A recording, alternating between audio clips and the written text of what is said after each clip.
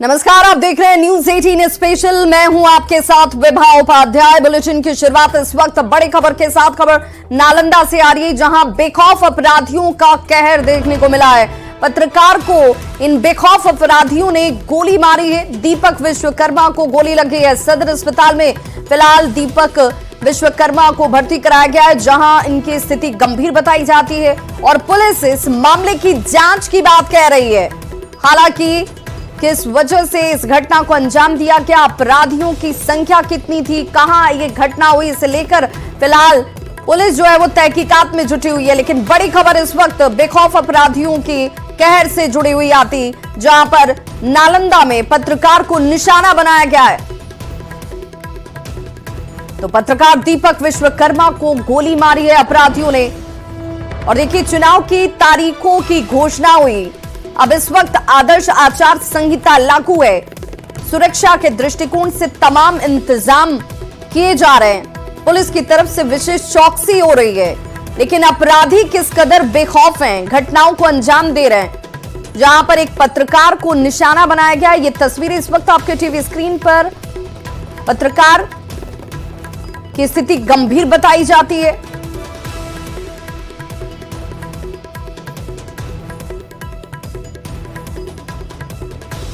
अपनी kidney donate कर पिता को नया जीवन देने वाली लालू प्रसाद की बेटी रोहिणी आचार्य को संसदीय राजनीति के मैदान में उतारने की मांग अब तेज हो गई है। पूर्व मंत्री और आरजेडी के नेता जितेंद्र राय ने लालू प्रसाद और तेजस्वी यादव से ये मांग रख दी है। रोहिणी आचार्य को सारण से लोकसभा का चुनाव का टिकट देकर प्रत्याशी बनाया जाए, ये मांग कर रहे हैं जितेंद्र राय। जितेंद्र राय यही नहीं रुके, उन्होंने यहां तक कह दिया कि जनता की मांग है भाई कि आरजेडी रोहिणी आचार्य को सारण से अपना प्रत्याशी घोषित करे।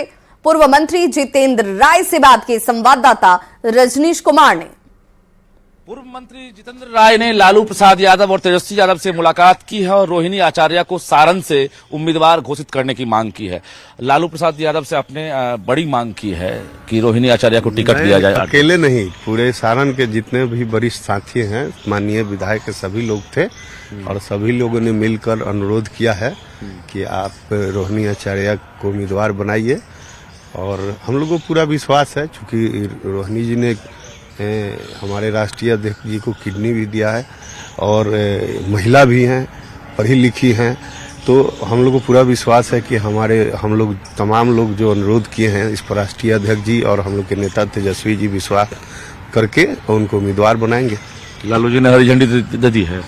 नहीं, हम लोग अपनी बात रखे हैं। अब हम लोग को चूंकि लड़ना और तैयारी करना जो है वो तो छपरा के जो तमाम साथी हैं उन्हीं को करना है और सभी लोगों ने अनुरोध किया है, तो हम लोग को लगता है ऐसा कि हम लोग के अनुरोध को वो स्वीकार करेंगे। पार्टी में कोई बगावत तो नहीं होगी ना, चूंकि सीटिंग जो उम्मीदवार होंगे या फिर जो परिवारवाद को लेकर जो आरोप लगता है उसको लेकर कहीं? देखिए, ये सब गलत बात है। अब तो थोड़ा दिन पहले नीतीश जी के कैबिनेट में 8 मंत्री थे, 4 परिवारवाद से ही थे। तो ये सब चीजें भ्रम फैलाने के लिए वो लोग बात करते हैं।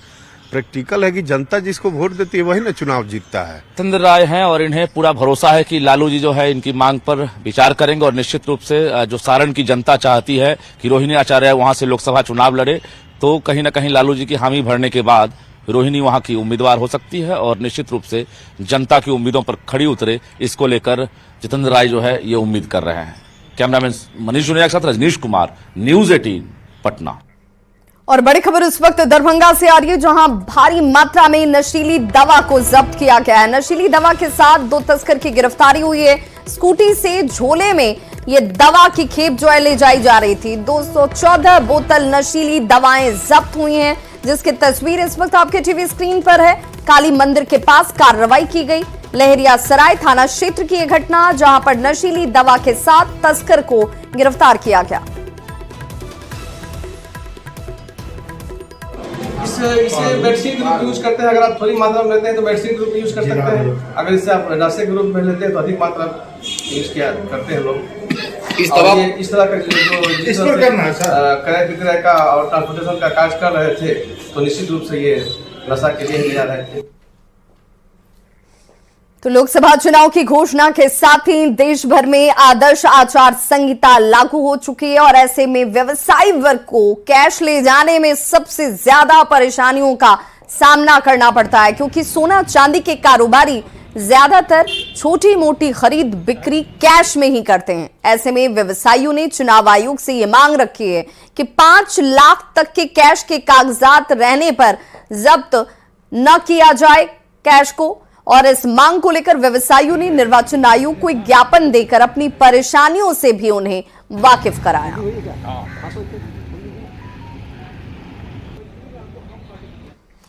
और नाईपुर की प्रवेश परीक्षा के नियमों में बदलाव किए जाने और कई महत्वपूर्ण फार्मेसी कोर्स को बंद किए जाने का राजकीय फार्मेसी कॉलेज के छात्रों ने विरोध किया है। छात्र और छात्राओं ने काला बिल्ला बांधकर मौन जुलूस निकाला और अपना आक्रोश जाहिर किया। फार्मेसी कॉलेज के छात्रों का यह कहना था कि कई अंतर्राष्ट्रीय मान्यता प्राप्त कोर्सों को हटा दिए जाने से फार्मेसी के क्षेत्र में उच्च शिक्षा प्राप्त करने की इच्छा रखने वाले छात्र अब इससे वंचित रह जाएंगे।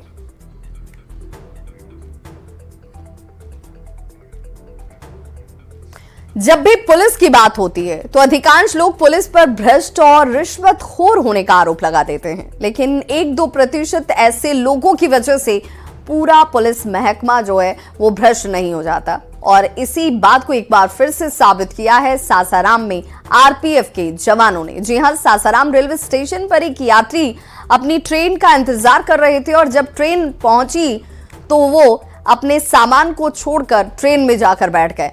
अपनी बैग वो वहीं छोड़ देते हैं और बाद में आरपीएफ के जवानों की इस पर नजर पड़ी। इस बैग को बरामद किया गया जिसमें 50,000 रुपए कैश थे। यात्री के कई कागजात इस बैग में रखे गए थे और इन्हीं कागजातों से इस यात्री के संबंध में जानकारी मिलती है। मोबाइल नंबर निकालकर आरपीएफ जवानों ने उनसे संपर्क किया और उन्हें उनके सामान लौटाए गए, जिसके बाद सासाराम के ही रहने वाले यात्री की खुशी का ठिकाना नहीं रहा।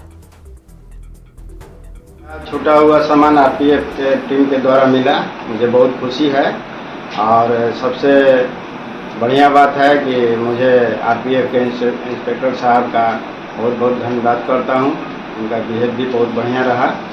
और मेरा बैग में 50,000 रुपया जो था, ये मैं किसी काम के लिए जा रहा था, वो मुझे मिल गया। मुझे बहुत खुशी हो रही है जो मैं व्यक्त नहीं कर सकता। बनारस जाने के लिए ट्रेन का इंतजार कर रहे थे, तो जब ट्रेन आई 86-11 तो उसी पे जो है वो चढ़ गए और अपना बैग जो है वो चबूतरे पे ही भूल गए थे, जिससे आरपीएफ के जवानों को मिला और उन्होंने तुरंत उसको लाके जो है पोस्ट पर रख दिया। और उसमें जो दस्तावेज थे उसके माध्यम से उस यात्री से संपर्क किया गया और उनको बुला के सकुशल बैग वापस किया गया, जिसमें लगभग 50,000 रुपया था और कुछ कपड़े और डॉक्यूमेंट्स वगैरह थे। दरभंगा से बड़ी खबर, जहां मिथिला विश्वविद्यालय कैंपस स्थित कैंटीन और कॉफी हाउस में आग लगने से अफरा तफरी मच गई। हालांकि इस घटना में कोई बड़ा नुकसान नहीं हुआ। वक्त रहते आग पर काबू पा लिया गया और तेजी से ये आग जब फैल रही थी उस दौरान स्थानीय स्तर पर लोगों ने बड़ी तत्परता दिखाई और फायर ब्रिगेड की टीम को सूचना दी गई, जिसके बाद आग बुझाया जा सका। आग का जो है पता चला कि आगे यहाँ लगा हुआ है, तो सबसे पहले हम फायर ब्रिगेड पे जो है ना 2 गाड़ी मंगाने की जो है ना कोशिश किया। बहुत जल्द ही जो है 2 गाड़ी आया और आग पर जो है काबू पा लिया। कहाँ आग लगा हुआ था? ये लगा था कैफे के बगल में जो है लगा था। कैंटीन है, इसमें कॉफ़ी हाउस है, शंकर सिंह इसको चलाते हैं। इसमें जो तो कोई बर्तन में तेल खदक रहा था, उसी तेल में आग लगने से ऊपर में आग धर लिया था।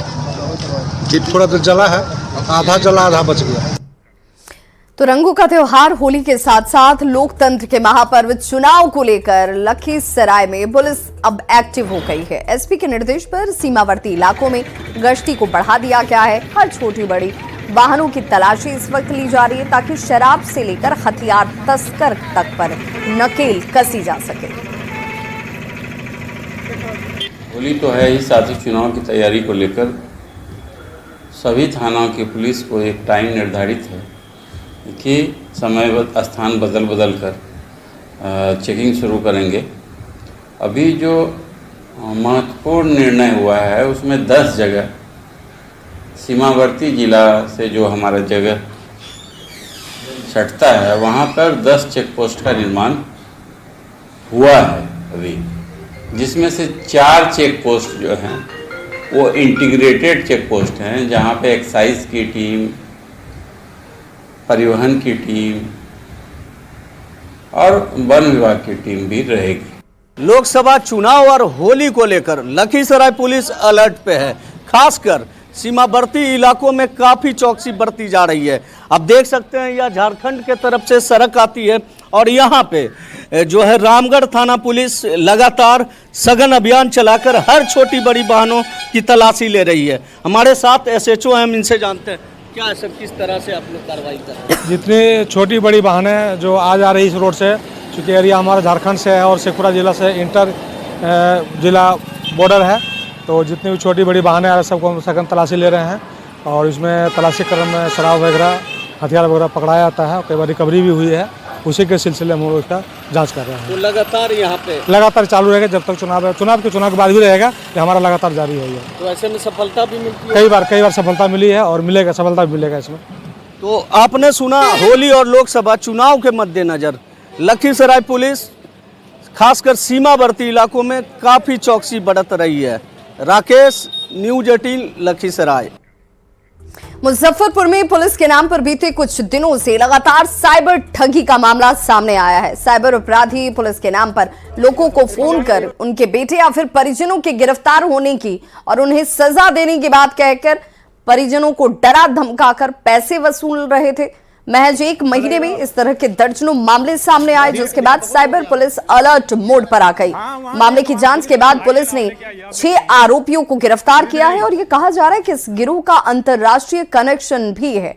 पुलिस ने इनके पास से 4 लैपटॉप, 19 बैंक के पासबुक, 8 चेकबुक और 17 ATM कार्ड जब्त किए। इस गिरोह का महज 1 महीने में करोड़ों रुपए के ट्रांजैक्शन की भी बात सामने आ रही है।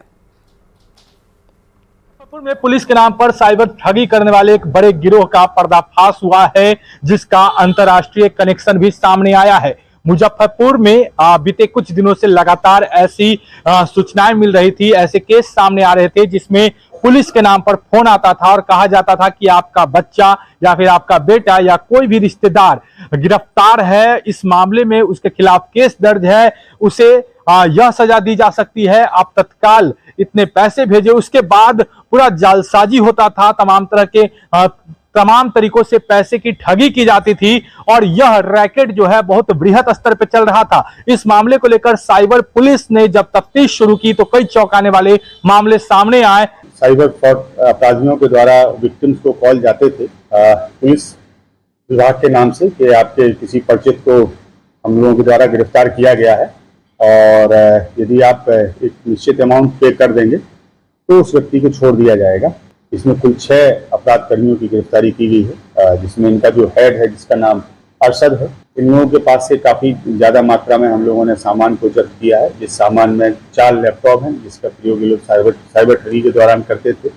इसके अतिरिक्त 19 पासबुक हैं जो डिफरेंट बैंकों की हैं, 8 चेकबुक हैं, 17 ATM या डेबिट कार्ड हैं। छापेमारी चल रही है, पुलिस पूरे मामले की जांच में जुटी हुई है। SSP राकेश कुमार ने इस मामले को लेकर बताया है कि यह एक बड़ा रैकेट है और इसमें और भी कई चौंकाने वाले खुलासे हो सकते हैं। इस मामले में कई छोटे छोटे बच्चों के नाम पर बैंकों में खाते खोले जाते थे और उन तमाम चीजों को पुलिस ने बरामद किया है। कई लैपटॉप, कई पासबुक, कई ATM कार्ड और जो अकाउंट खोलने वाले किट होते थे, उन तमाम चीजों को पुलिस ने बरामद कर लिया है। मुजफ्फरपुर से न्यूज़ 18 के लिए प्रियांक सौरभ। कटिहार के रोशना क्षेत्र में एक पुलिस वाले ने बालू लदे ट्रैक्टर चालक से अवैध उगाही के मकसद से रुपए की डिमांड की। जब चालक ने रुपए नहीं दिए तो उसकी बेरहमी से पिटाई की जाती है। स्थानीय लोगों ने पुलिस वाले के इस खौफनाक करतूत का वीडियो बना लिया। अब वीडियो के साथ पीड़ित पुलिस के इस रवैये पर सवाल खड़ा कर रहा है और कार्रवाई की मांग कर रहा है। लिया 7,000 रुपया। कितना? 7,000। पैसा लेके तब छोड़ा? हाँ, पैसा लेके तब गाड़ी छोड़ा। पूर्णिया में बहन के साथ छेड़खानी का विरोध करना भाई को महंगा पड़ गया। मंचलू और उसके साथियों ने मिलकर भाई की बेल्ट और लात घूंसे से बेरहमी से पिटाई की। इस मामले का CCTV वीडियो भी सामने आ गया है। घटना पूर्णिया यूनिवर्सिटी के पास की है और इस बारे में जानकारी देते हुए जो पीड़ित शख्स है उसका कहना है कि उसकी बहन अपनी एक सहेली के साथ कोचिंग पढ़ने जा रही थी और तभी बाइक सवार 3 लोगों ने सरेआम दोनों लड़कियों से छेड़खानी करनी शुरू कर दी। तब उनकी बहन किसी तरह से इन मंचलों से बचकर यहां से भागने की कोशिश करती है। फोन कर इस बहन की तरफ से भाई को इसकी जानकारी दी गई और जब भाई यहां पर पहुंचा तो इन मंचलों ने भाई की भी देखिए कैसे बेरहमी से बेल्ट से लात घूसों से पिटाई की। हालांकि तस्वीर सामने ही जिसमें ये शख्स नजर आ रहे हैं। लड़का लोग मिलके हमको फिर मारने लगा सबको। वो मारने का वीडियो बैल से मार रहा था, फिर ईंटा पत्थर और फिर लकड़ी का काट सब। अच्छा, वो लड़का लोग पहचानते हैं? हाँ, उसका वीडियो सब आया हुआ है। पहचानते हैं उसको? इससे पहले देखे हैं? नहीं, पहले नहीं देखे हम। कितने लड़का था वो लोग? 8-9 लड़का था। अगली खबर झारखंड के हजारीबाग से, जहां बेखौफ अपराधियों ने ज्वेलरी शॉप में लूट की घटना को अंजाम दिया है। सदर थाना क्षेत्र में कालीबाड़ी रोड के गीतांजलि ज्वेलर्स की यह घटना है और कहा जा रहा है कि दुकान में जो गहने लूटे गए वो नकली थे। हथियार से लैस 3 अपराधियों ने इस घटना को अंजाम दिया और यहां से फरार हो गए। इस दौरान अपराधियों ने फायरिंग भी यहां पर इस दौरान की। पूरी घटना सीसीटीवी में कैद हो गई, जिसके आधार पर पुलिस अब इनकी पहचान में जुटी है। फॉरेंसिक और फिंगरप्रिंट एक्सपर्ट्स का भी सहारा लिया जा रहा है।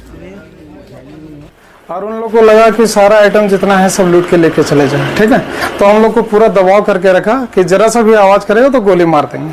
ठीक है, उसके बाद सर हम लोग जो है ना, हम बोले कि जितना ले जाना है सबको ले जाए, लेकिन गोली किसी के ऊपर नहीं चलाना है। ठीक है, उसके बाद क्या हुआ कि इधर का सामान सारा निकाला, उधर का सारा सामान निकाला और चांदी वाले जो ग्लास वगैरह था वो पूरा झपट के वो डालने का कोशिश किया। तब तक हमारे मकान मालिक जो है ना वो आवाज फायरिंग का सुन चुके थे। चाहते हुए जरा सा सुरक्षा बढ़ाए। 10 दिन पहले जो है ना मेरे दुकान के सारे ताले भी टूट चुके थे, तो उस समय हम आवेदन भी दिए थे थाना में, लेकिन उसके बाद जो कुछ कार्रवाई नजर नहीं आ रहा। बाइक से 3 अपराधी आए और लूटने का प्रयास किया। उसी देर मैंने एक गोली फायर किया। कितना की लूट हुई है सर, क्या मालूम चल पाया? नहीं, अब लूट तो ऐसा अभी तक इन्होंने जो बताया उसके अनुसार तो लूट ऐसा कुछ हुआ नहीं है। आर्टिफिशियल कुछ सामान था वो लेके निकल गया। सीसीटीवी में कुछ कैमरा में कुछ कैद हुई है कुछ कर? हाँ, उसको हम लोग खंगाल रहे हैं, फिर देखते हैं। पटना के मौर्यालोक में एक स्कॉर्पियो ने युवक को कुचल दिया, जिसकी तस्वीरें सीसीटीवी कैमरे में कैद हो गईं। घटना के बाद एक्शन में आई पुलिस ने स्कॉर्पियो को जब्त कर लिया और ये तस्वीर देखिए कैसे इस युवक को सरेराह स्कॉर्पियो जो कि काले रंग की नजर आती है वो रौंदते हुए आगे बढ़ गई। कुछ लोग पीछे से इस शख्स को बचाने की कोशिश करते हैं। हालांकि अब स्कॉर्पियो को पुलिस ने जब्त कर लिया है। किसी रईसजादे की स्कॉर्पियो बताई जाती है। गाड़ी को छुड़ाने के लिए लगातार पैरवी करने की बात भी अब सामने आ रही है।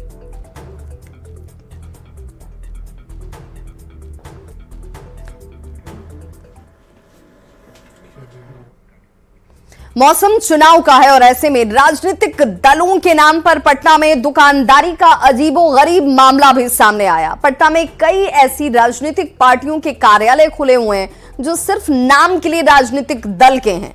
न तो इन्हें किसी चुनाव से मतलब है और न ही इसका कोई विधिवत कार्यालय ही है। पार्टी कार्यालय के नाम पर 2 कमरे जरूर ले लिए गए हैं। पटना से करीब 25 किलोमीटर दूर खेत के किनारे गली के अंदर देखिए ये कार्यालय बना दिया गया और इस कार्यालय में 1-2 लोग भी आपको मिल जाएंगे, जिनसे पूछने पर पता चलता है कि ये लोग खुद को पार्टी के राष्ट्रीय उपाध्यक्ष से जोड़कर बताते हैं कि भाई राष्ट्रीय उपाध्यक्ष हैं। बड़ी राजनीतिक पार्टियों को चुनाव में धूल चटाने का दावा तक किया जा रहा है। पटना संवाददाता अमित कुमार की रिपोर्ट देखिए। अब हम आप पहुंचे हैं राष्ट्रीय जन भावना पार्टी के कार्यालय में और ये देखिए ये राष्ट्रीय जन भावना पार्टी का जो राष्ट्रीय कार्यालय है और यहाँ पे देखिए कि कार्यालय जो है उसकी तस्वीर यहाँ देख लीजिए गौर से। यहाँ पे जो है कमरे 3 हैं, हालांकि 2 कमरे में ताला गिरा हुआ है, 1 कमरे में जो है वो लोग मौजूद हैं, तो हम बात भी करने की कोशिश करेंगे। हमारे साथ जो है यहाँ पे राष्ट्रीय जन भावना पार्टी के आरजेपी के क्या हुआ उपाध्यक्ष जी, प्रदेश या राष्ट्रीय उपाध्यक्ष। क्या नाम हुआ? मेरा नाम सचिन साहनी। सचिन जी, ये बताइएगा कि पार्टी कब से आपके रजिस्टर्ड है और अब तक कोई सभा कोई बड़ी आयोजन आप लोगों ने किया है? हमारी पार्टी 2017 से रजिस्टर हो चुकी है। और क्या पूछा था? और हम आपसे ये जानना चाहे कि कोई बड़ी रैली, कोई बड़ा आयोजन आपने किया? हाँ, हम लोग देश बचाओ यात्रा पे लगे थे, वो सब हो चुका है। अब इस बार हम सोच रहे 40 सीट से लड़ाना चाहते हैं अपने पार्टी के मेंबर सबको, और फिर बीजेपी को इस बार नहीं जीतना देना चाहते हैं। वो तो चलिए ठीक है, लेकिन आपकी पार्टी में कितने पर जिला अध्यक्ष कितने हैं, जिला उपाध्यक्ष कितने हैं, कितने सदस्य हैं आप? जिला पर 35 है और 25 ये है उपाध्यक्ष है। किस कब और क्या निर्णय लेती है, एक्शन क्या लेती है? क्योंकि निबंधन करा करके पार्टी के नाम पर कहीं न कहीं ढालमेल किया जा रहा है, और ये न्यूज 18 जो है इस तस्वीर को सामने लाई है। अब देखना है कि निर्वाचन आयोग क्या करती है। अमित बात, न्यूज 18 पटना।